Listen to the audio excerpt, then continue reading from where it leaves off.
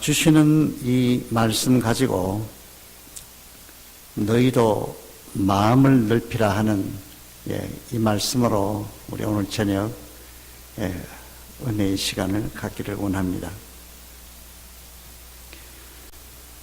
고린도 교회는 그 사도 바울이 2차 전도 여행을 하면서 1년 반 동안 그곳에 머물면서 전도해서 세운 그런 교회였습니다. 그러나 사도 바울이 떠난 후에 교회가 몹시 어렵게 되었습니다.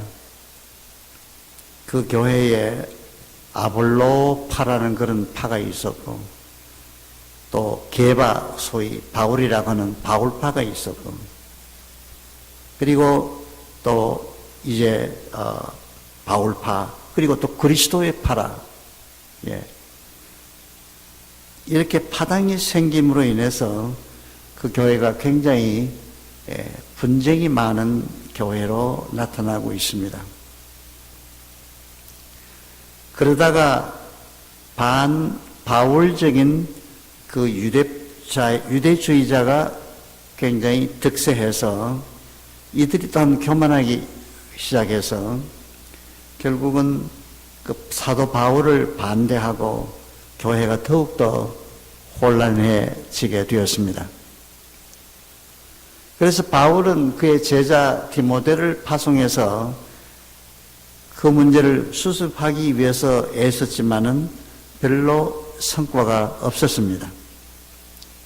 그리고 그 다음에 다시 그의 제자 디도를 파송해서 수습할 것은 수습하고 정리할 것은 정리해서 겨우 교회가 안정이 되었습니다. 이제 사도 바울이 그 고린도 교인들이 바울에 대해서 이 오해를 들고 그들의 그 좁은 마음을 가지고 바울을 잘못 이해하고 복음에 대한 그런 오해가 생겨났습니다. 그래서 오늘 저녁 이 본문 말씀은 바울이 그 고린도 교회에게 권면하는 말씀이 그 오해를 풀고 너희들이 그 좁은 마음을 좀 넓히라 하는 이런 말씀을 이제 권면을 합니다. 오늘 저는 그 이 말씀을 보면서 그 인간의 우리들의 마음이 어떨 때는 너무 좁고 좁아서 쉽게 오해도 하고 또 뭐 어떨 때는 정말 조금도 그 용납되지 않는 이런 마음을 가지고 사는 것이 역시 인간입니다. 또 어떨 때가 다를 때가 되면 또 넓어지면 뭐 우주라도 다 품을 듯이 또 그렇게 우리의 마음을 표현할 때도 없잖아 있습니다. 그래서 우리 그리스도인의 마음은 그럼 어떻게 해야 되겠는가? 세상 사람들이 우리 예수 믿는 사람들을 대해서 쳐다볼 때에 일반적으로 그 예수 믿는 사람들이 어떻게 보면 더 마음이 협소하다. 그 용납하지 않는다는 이런 참 안타까운 마음을 가지고 어떨 때는 우리 믿는 사람들을 쳐다볼 때가 많이 있습니다. 또 실제로 아주 편협하고 또 어떨 때는 독선적이고 또 어떨 때는 경직된 그런 사고방식 때문에 뭐 도저히 용납하지 않는 우리 그런 경우도 우리 그리스도인들 속에서 많이 우리가 보게 됩니다. 실제적인 상황이 그렇습니다. 그래서 오늘 우리가 이 교회 안에서 참 마음을 넓힌다는 것은 어떤 것을 의미하고 있는 것인가? 우리 실제적인 문제에 우리가 적용을 한번 생각해 보면서 이 말씀 속에서 은혜를 찾고자 합니다. 무엇보다도 이 말씀이 함축되어 있는 그 내용에는 무엇보다도 우리가 이 포용의 덕을 넓힐 것을 말해 주고 있습니다. 로마서에든지 갈라디아서에 보게 되면은 accept 서로 one another accept라는 말이야. 서로가 수용하라. 또 서로가 받아들이라. 이런 말씀을 많이 이제 공부를 하는데, 포용의 덕이라고 하는 것은 타인을 내 마음에 받아들이는 그런 폭을 의미하는 것입니다. 바울이 고린도 교회 성도들에게 좀 더 넓은 마음을 가지라. 왜냐하면은 바울 자신이 그들을 위해서 자기 자신을 아주 그냥 정직하게 솔직하게 털어내놓고 있습니다. 6장 1절서부터 여러분 쭉 보시면은 우리가 하나님께 일하는 자로서 너희를 권하노니 하나님의 은혜를 그때히 받지 말라.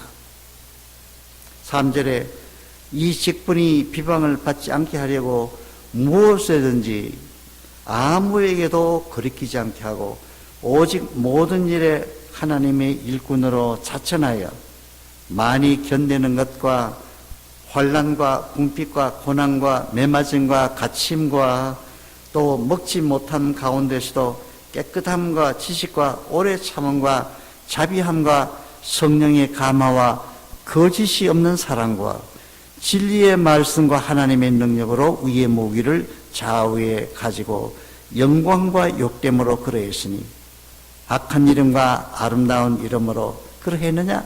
그러했느니라. 우리는 속이는 자 같으나 참되고 무명한 자 같으나 유명한 자요 죽은 자 같으나 보라 우리가 살아있고 징계를 받는 자 같으나 죽임을 당하지 아니하고 근심하는 자 같으나 항상 기뻐하고 가난한 자 같으나 많은 사람을 부유하게 하고 아무것도 없는 자 같으나 모든 것을 가진 자로다. 바울의 자기 자신이 복음 전하는 자로서의 그런 참 명백한 태도를 지금 이 고린도 교인들에게 지금 말하고 있습니다. 이렇게 자기 자신을 다 털어내놓았어요. 그럼에도 불구하고 고린도 교회 교인들이 바울을 향해서 어떨 때는 대적하고 어떨 때는 오해하고 그것이 바울은 너무나 고통스러웠습니다. 그래서 그들이 스스로 좁아져서 바울을 받아들이지 않고 오해하고 있다는 점입니다.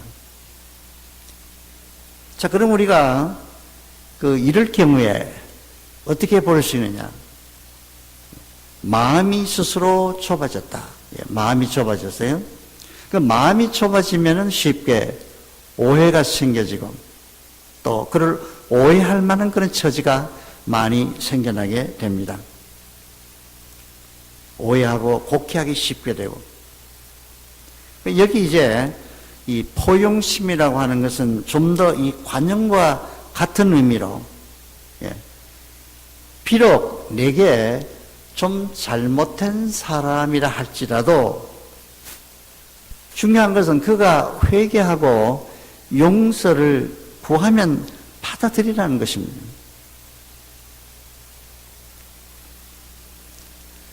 내가 좀 못마땅하고 좀 어려울지라도 중요한 것은 그가 참으로 회개하고 용서를 구하면 받아들이라. 저는 제일교회 이것이 가장 필요하다고 여러분 생각합니다. 이 제일교회가 같이 예배를 보아도 우리의 이 마음을 다 털어내놓지도 못하고 서로 받아들이지도 못하고 용서를 하지도 아니하고 용서를 구하지도 아니하고 이것이 얼마나 큰 문제인가. 자, 여러분 누가복음 17장 거기 3절 4절 보게 되면 예수님의 처방 방법이에요. 우리 성경 한번 찾아보십시다. 누가복음 17장 3절 우리 4절 우리 여기 신혁 집사님 말씀 한번 읽어주세요. 17장 3절 4절 큰 소리로 좀 부탁합니다.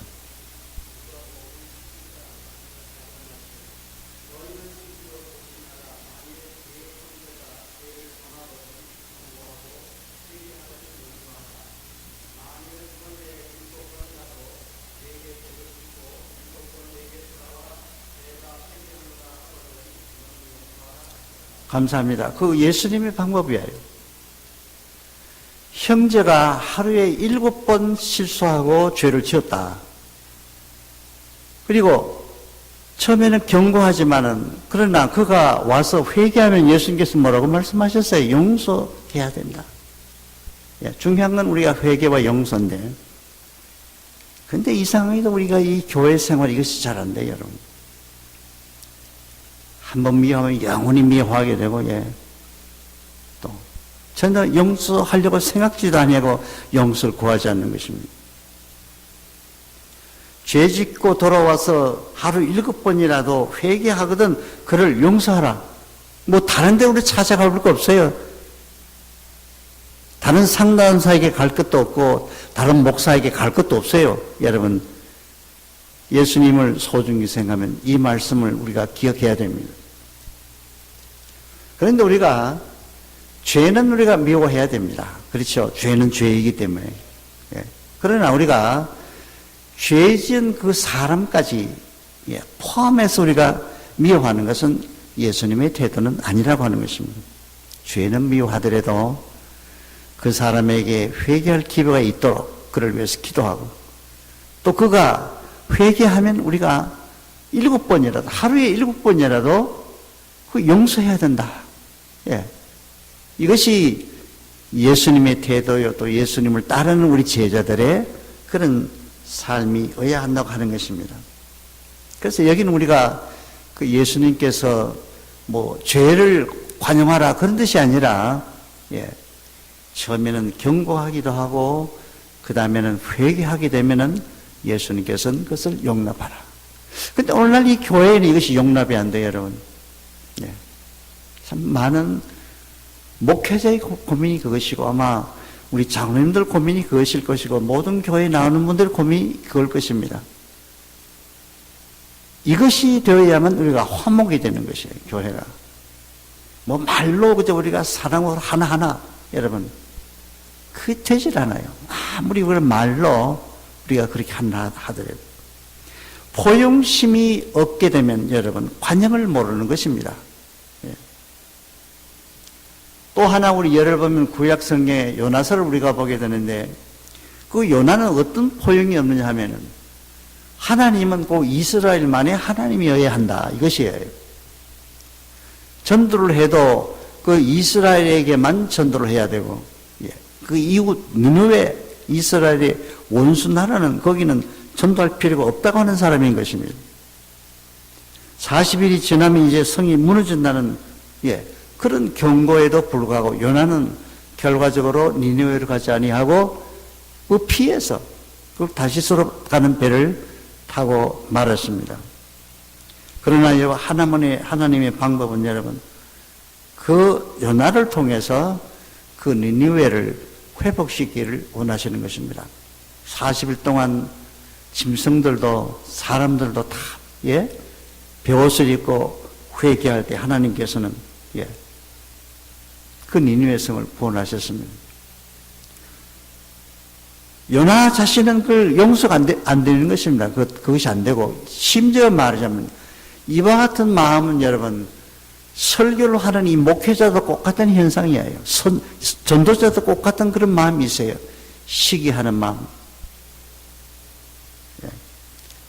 하나님은 용서하지만은 자기 자신은 승복하지 않는 이런 태도. 그래서 하나님께 분노한 음성으로 달겨드는 것입니다. 내가 차라리 내 생명을 취하소서, 나는 사는 것보다 죽는 것이 더 좋겠습니다 하고 하나님께 대항하는 것입니다. 얼마나 우리가 보면은 좁은 생각인가. 그 하나님의 그 원대한 뜻이 있고 그 하나님의 역사가 놓여 있는데도 불구하고 영혼을 구원한다는 이 전도자도 하나님의 이 자비와 긍휼에 항의하는 그런 모습입니다. 그래서 우리 교회, 우리 신자 생활도 꼭 같습니다, 여러분. 우리가 배워서 알죠. 화목도 배워서 알고, 용서도 알고, 회개도 다 아는 것입니다. 그러나 실제 우리가 이 말씀 속에서 우리 자신을 적용하려고 할 때 적용이 되질 않습니다. 미움은 그대로 남아있고, 우리 같은 교회에 남아면서도 아직까지도 용서가 되지 않는 그런 형들이 있어요, 여러분. 예. 우리가 만약에 마음이 좁은 사람과 넓은 사람의 그 태도는 우리 인간 관계에서, 생활에서 아주 잘 적나라하게 나타나지게 됩니다. 우리가 하나님의 그 넓고 깊은 사랑을 우리가 늘 찬양도 하고 그렇게 말합니다. 하늘보다 더 넓다고. 하나님 독생자의 사랑, 예. 그처럼 우리가 그런 하나님의 넓고 깊은 사랑을 우리가 알면서도, 예. 우리는 우리의 마음이 그처럼 넓어가지 못하고 점점 더 이 신앙생활을 하는데도 우리의 마음이 어떻게 더 좁아가는지요. 용납하지도 못하고 사랑하지도 못하고 깨어지지도 아니하고, 그거 어떻게 하자는 겁니까, 여러분? 그러면은 주님의 교회가 어떻게 부흥하고 성장할 수가 있겠는가? 유식하거나 무식하거나 빈부 귀천을 막론하고, 예. 또 미운 사람이나 고운 사람을 막론하고, 예. 어떤 지역에 사는 사람을 막론하고 다 내 안에 품을 수 있는 그런 우리가 마음을 가져야 합니다. 제 경험은 그렇습니다, 여러분. 제 경험은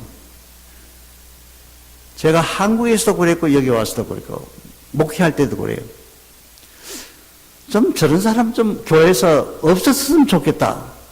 괴롭히는 사람. 그 쓴뿌리란 말이에요, 교회에서요. 예. 타지도 아니하고만 연기만 뽑는 그런 사람들. 교회 백해무익이죠, 여러분. 근데 여러분, 그런 사람 우리 마음대로 없어지는 것입니까? 우리 임의대로. 우리가 바라기는 그런 사람도 하나님은 기다리신다고 하는 것입니다. 그런 사람도 기다리셔서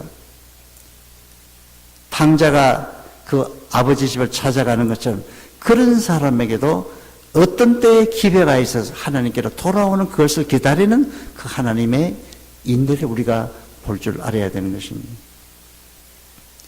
그렇게 시작하면 우리가 다 미운 사람이 되고 말아요, 여러분. 그래서 내 마음에 맞고 또 내 그룹을 만들어서, 예?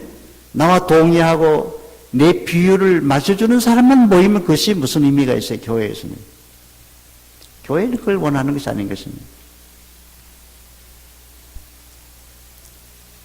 몇 사람 자기네 부리끼리만 어울리는 사람은 그건 속이 넓은 사람이 아니라 그건 속이 좁은 사람이라고. 성경적으로 보면. 그건 누가 못하겠어요, 여러분. 인사하는 사람에게 밤낮 인사하게 되고, 예? 자기를 좋게 해서는 좋게 해주는, 그 누구나 할 수 있는 것입니다. 세상 사람이 우리보다 더 잘할 수 있는 것입니다. 교회는 더 약한 사람을 또 돌보는 것이고, 오히려 나를 선대하지 않는 그런 사람에게 우리가 더 사랑을 베풀어야 하는 것이 우리의 이 성도의 생활인 것입니다. 바다가 여러분 모든 걸, 물속에는 다 모든 걸 수용하고 있습니다. 하늘도 모든 것을 품고 있습니다. 우리 성경에도 그렇습니다. 너 좁은 사람들아, 좀 품고 용서하는 마음을 가지고 살아라. 우리가 찬송 있지 않습니까? 두 번째로 우리가 여기서 사도 바울이 마음을 넓혀야 된다는 그런 뜻이 어떤 것을 가지고 있을 것인가? 다시 말하면 우리의 그 기량의 이 폭을 좀 넓힐 것을 말해 주고 있습니다. 열왕기 4장 29절에 하나님이 그 솔로몬에게 지혜와 총명을 심히 많이 주시고 또 그 다음에 보니까 넓은 마음을 주시되, 여러분 자세히 보세요. 그 지혜와 총명만 주신 것이 아니라 그 넓은 마음을 주셨다. 참 놀라운 거예요, 여러분요. 이것도 은사예요. 하나님께 주신 은사입니다. 그래서 넓은 마음을 주시되 바닷가에 모래같이 하시니라. 다시 말하면 그 지식의 큰 바다가 들어갈 수 있는 넓은 마음을 하나님께서 솔로몬에게 주셨습니다.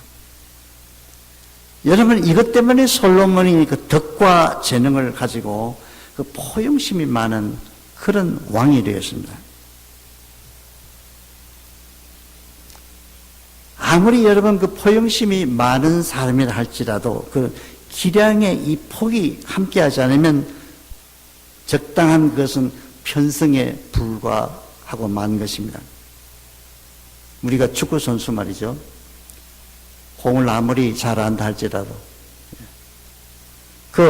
바로 공을 차지 못한다면 여러분, 아무리 좋은 그 축구 선수를 할지라도 좋은 사람이라 하더라도 우리는 그를 능력 있는 사람이라고는 말하지 않습니다. 공을 잘 찰 수 있어야 된다 이 말이죠.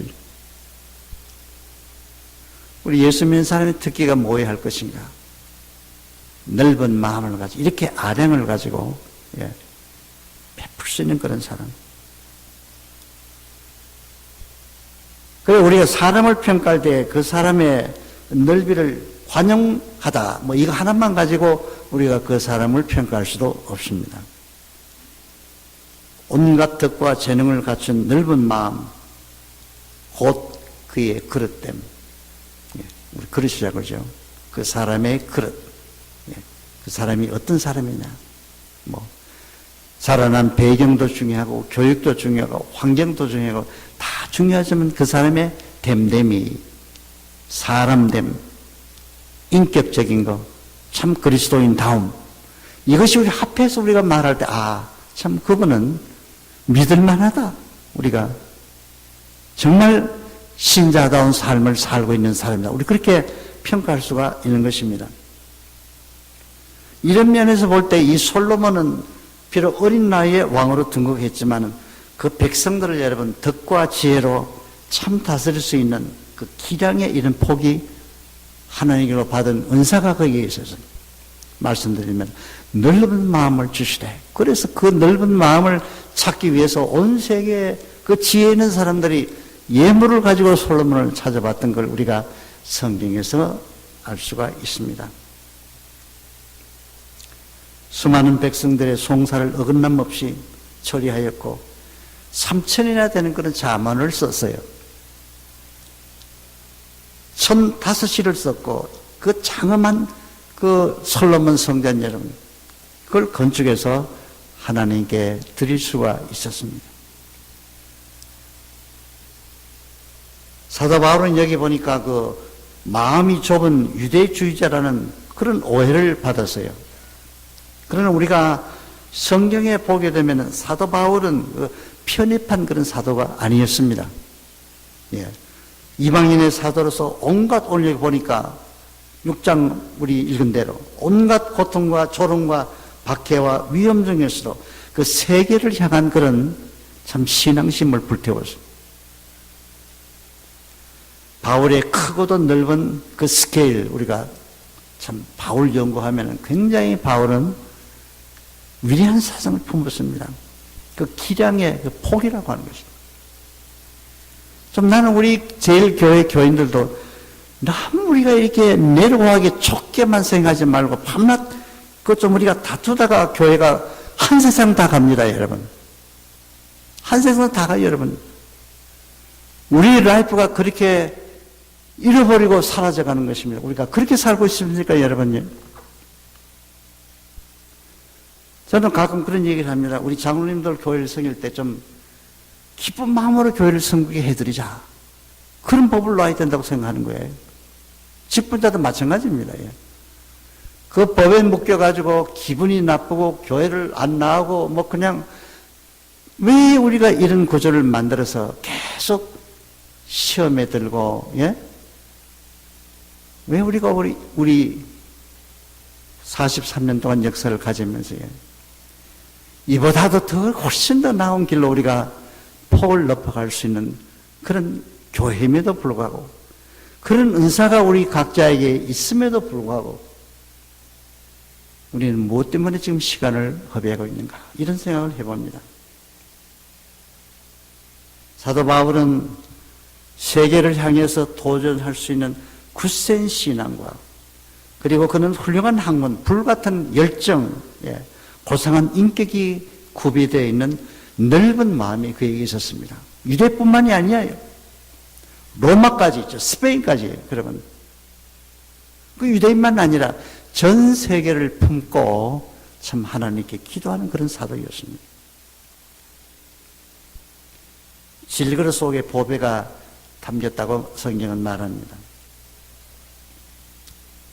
사랑하는 여러분, 우리가 다 질그릇같이 겉모양한 그릇이지만 우리 속 사람이 다 보배처럼 좀 그런 우리가 참 보배가 될 수 있기를 바랍니다.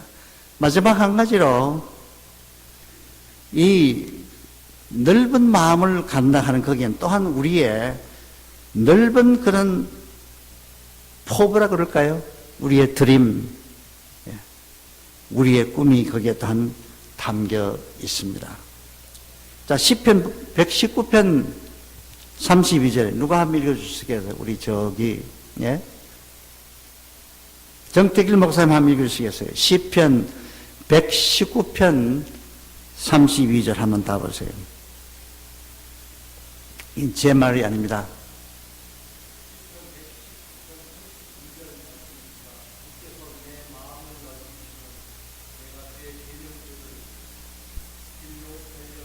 아멘.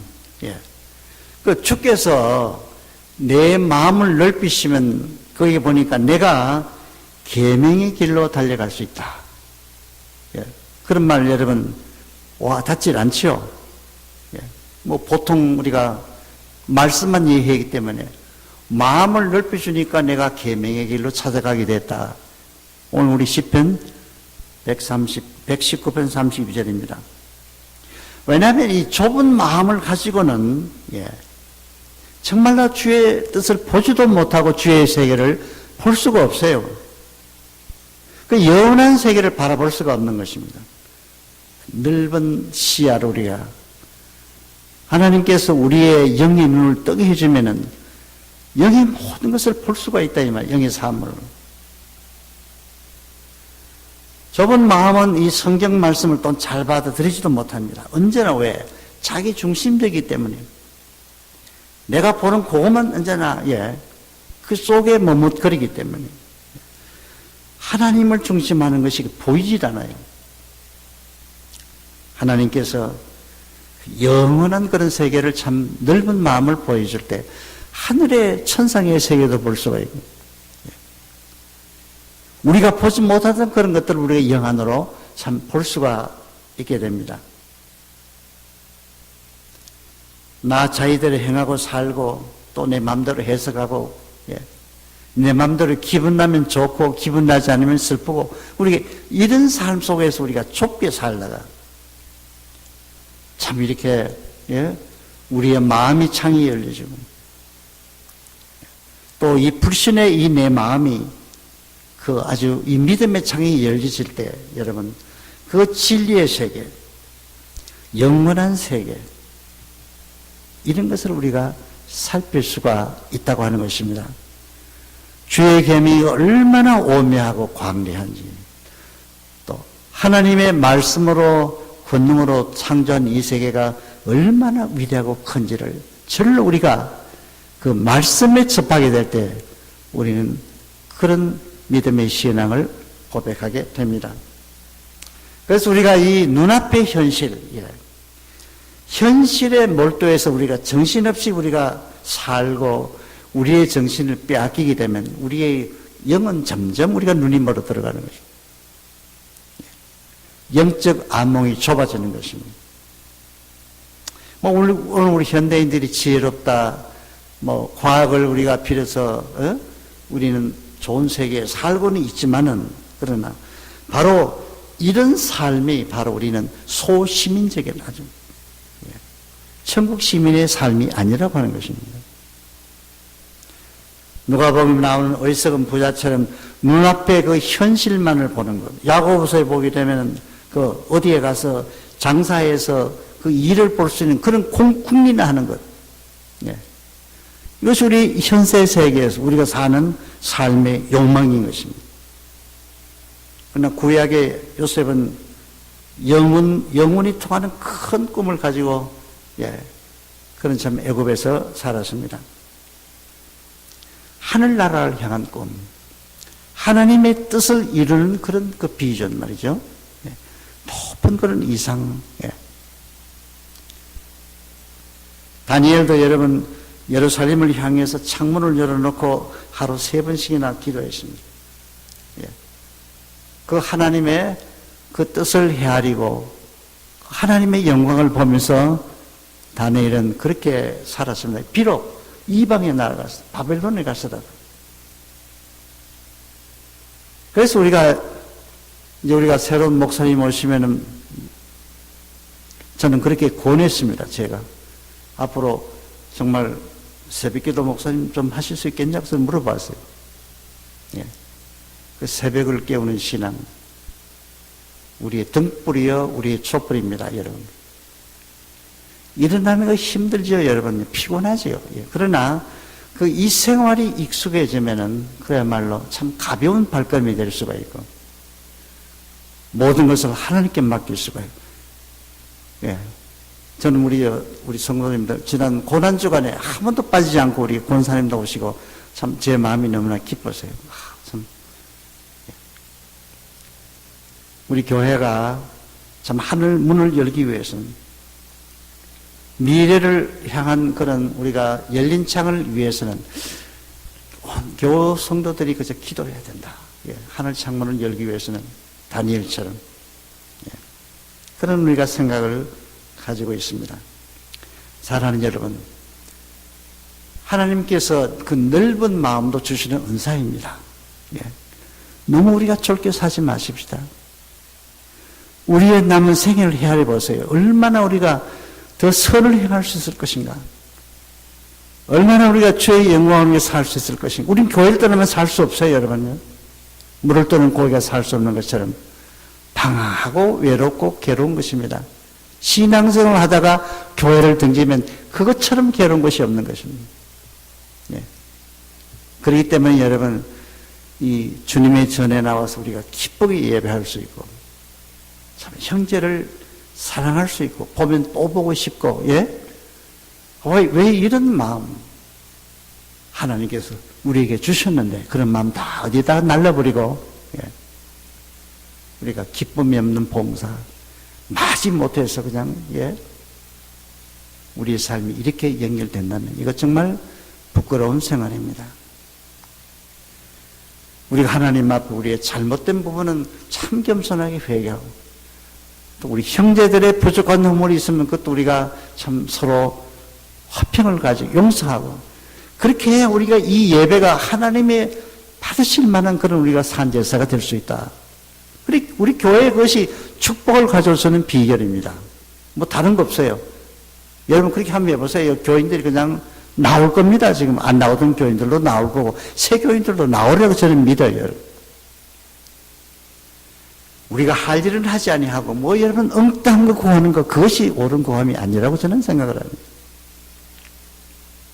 아무리 훌륭한 목사님이 오시더라도 우리가 해야 할 일, 당연히 해야 할 일, 우리 하나님 앞에서 더 늦기 전에 회개하고 더 겸손해지고 우리가 자랑할 것이 여러분 뭐가 있어요? 뭐가 자랑할 게 있습니까, 여러분? 제가 보니까 옛날에 뭐 와서 여기서 나는 남의 도움 받지 않고도 나는 살 수 있다. 그런 자랑하던 사람 다 여러분 하늘나라 가기도 하고 다 여기저기 흩어지고 여러분 우리가 꼭 같은 삶을 살고 있어요. 뭐가 다릅니까, 여러분? 가장 축복은 주님을 얼마나 잘 믿느냐. 그것이 복입니다.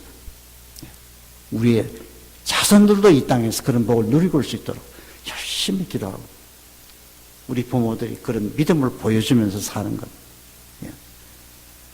저는 그런 면에서 우리 제일교는 아직도 남아있는 그런 이상이 있다, 비전이 있다, 그렇게 믿습니다.